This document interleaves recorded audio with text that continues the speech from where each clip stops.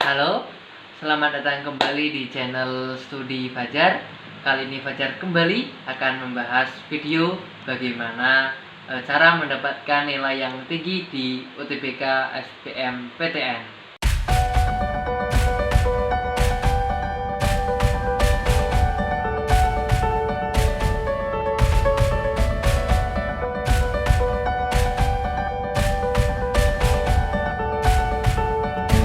Sebelumnya disclaimer terlebih dahulu bahwa saya pada UTBK kemarin mendapatkan nilai yang cenderung kurang tinggi.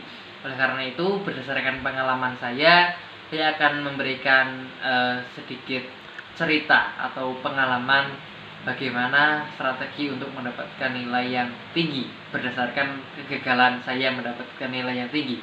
Meskipun gagal dapat nilai tinggi tapi lulus SBMPTN kok. Oke, langsung saja ke strateginya. Ada yang pertama yaitu pilih jurusan sesuai minat dan bakat. Nah, mengapa? Jika menentukan jurusan atau minat di awal, kita bisa merancang atau mengatur bagaimana strategi yang akan dilakukan dalam metode belajar tersebut. Bisa mempersiapkan jauh-jauh hari. Jika masuk ke teknik, maka harus unggul di fisika, matematika, dan lain-lain. Jika di jurusan lain, tergantung mata ataupun mata pelajaran yang relevan atau yang searah gitu. Selain itu, dengan memilih jurusan di awal, itu juga membuat pandangan untuk kedepannya itu jauh lebih mudah dalam mengatur berbagai masalah seperti jam belajar dan lain sebagainya. Kemudian yang kedua ada tak hanya latihan soal saja, tetapi memahami konsepnya. Nah, dalam artian mengerjakan soal, tetapi tidak hanya dikerjakan secara biasa saja, tapi juga dipahami. Ada pepatah yang mengatakan bahwa bisa karena terbiasa dan lebih karena terlatih. Nah, untuk terbiasa menghadapi soal-soal yang hard atau sulit, maka kita harus terlatih bagaimana dengan biasa untuk mengerjakan soal-soal yang notabene sulit ataupun soal-soal yang tidak diduga-duga akan muncul pada saat UTBK itu. Di tahun lalu ada beberapa soal yang saya tidak pelajari saat belajar, tapi justru malah muncul di UTBK. Itu sedikit panik, tapi nggak apa-apa, bisa teratasi dengan ketenangan. Nah, dengan terlatih juga itu melatih mentalitas untuk terbiasa menghadapi soal-soal surprise atau soal-soal kejut dadakan atau soal-soal yang tidak terbayangkan sebelumnya. Kemudian ada lagi atur jadwal belajar. Nah, belajar juga harus memiliki waktu yang relevan. Misalkan belajar yang efektif itu bagi saya itu waktu setelah maghrib hingga jam 8 atau 9 lah. Nah, selain itu juga pagi setelah subuh dan juga mungkin siang atau menjelang siang jam 10-an itu relevan. Kalau saya biasanya setelah sholat duhur itu justru tidak untuk gunakan belajar tapi untuk istirahat karena tubuh juga butuh istirahat. Dengan waktu belajar yang teratur, maka kita bisa mengorganisir bagaimana jadwal kita. Misalkan setelah maghrib belajar fisika, terus nanti habis subuh belajar matematika, jam 10 belajar TPS dan lain sebagainya. Itu justru memudahkan bagaimana kita memahami materi satu dengan materi lainnya sehingga tidak tercampur ataupun terbelit-belit yang teracak-acak dengan belajar. Sebenarnya nggak apa-apa kalau belajar sak-sae atau belajar pada saat ingin saja, tapi itu lebih baik diatur agar lebih mudah.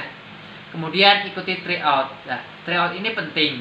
Mengapa penting? Karena tryout ini adalah simulasi dalam pengerjaan UTBK nantinya. Jadi saat mengerjakan soal kita juga dipacu oleh waktu sehingga itu melatih mentalitas dan juga menantang adrenalin untuk mengerjakan soal yang susah ataupun soal yang lumayan susah dengan terbatasnya waktu. Jadi itu bisa melatih dalam hal keefisien dan keefektifan dalam pengerjaan soal.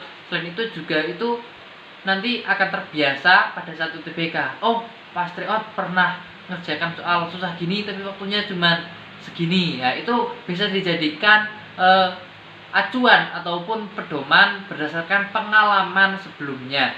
Nah, kemudian ada juga selanjutnya persiapkan fisik dan jaga kesehatan. Sebenarnya tidak hanya fisik tapi juga psikis. Kenapa? Karena pada dasarnya manusia itu bisa menahan rasa sakit tetapi tidak dengan rasa takut. Nah, dengan rasa takut untuk tidak lolos di UTBK itu juga menimbulkan berbagai macam kekhawatiran sehingga bisa mengakibatkan stres dan juga sakit. Nah, oleh karena itu harus tenang dan juga percaya diri karena tidak ada usaha yang akan sia-sia. Jika kita berusaha sebisa kita, semampu kita, meskipun itu gagal, mungkin Tuhan memiliki rencana yang jauh lebih indah ke depannya. Oleh karena itu, jangan pernah takut, tapi juga jangan terlalu pede, tetap optimis dan juga berusaha semampu dan sebisa kita. Kemudian tidur cukup. Pada dasarnya belajar yang terlalu overproduktif atau terlalu berlebihan itu tidak baik untuk kesehatan. Karena pada dasarnya kita manusia biasa, bukan sebuah mesin ataupun robot.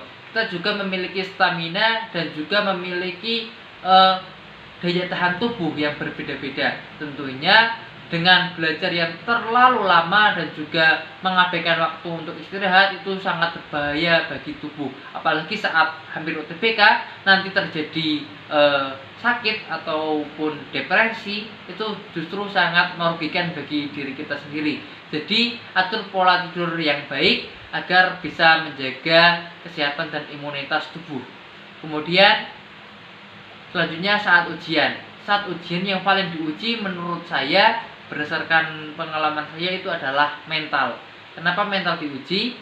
Karena saat UTBK suasananya itu beda dengan yang tryout ataupun latihan-latihan soal sebelumnya.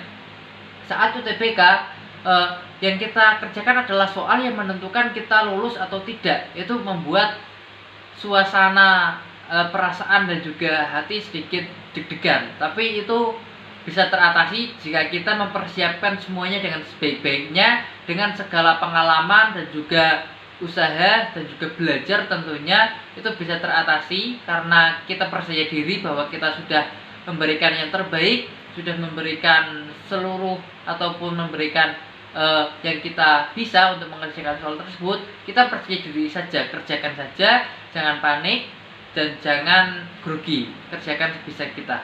Kemudian yang terakhir adalah berdoa. Sebagai makhluk ataupun manusia yang percaya kepada Tuhan, tentunya kita harus memohon pertolongan kepadanya. Nah, saat ujian kita bisa berusaha, tetapi masalah seterusnya itu adalah urusan yang Maha Kuasa. Kita bisa berusaha, tapi jangan lupa berdoa. Jangan hanya berdoa, tapi juga berusaha. Karena ada pepatah yang mengatakan berusaha tanpa berdoa itu adalah komunis, dan juga berdoa tanpa berusaha itu adalah pengemis. Oleh karena itu kita harus selalu berusaha dan berdoa agar diberikan hasil yang lebih baik ke depannya. Itu saja sih strategi yang dapat saya sampaikan. Semoga teman-teman semua bisa lolos di UTBK tahun 2022. Semoga bisa masuk ke universitas dan jurusan yang diinginkan sebelumnya dan diidam-idamkan. Semoga mendapatkan jurusan yang the best yang diinginkan. Nah, itu saja dari channel Studi Fajar. Bagi yang belum subscribe, bisa subscribe channel ini terlebih dahulu. Dan jangan lupa like, komen, dan share video ini ke teman-teman terdekat ataupun rekan-rekan dari teman-teman sekalian. Sekian, Fajar pamit undur diri. Wassalamualaikum warahmatullahi wabarakatuh.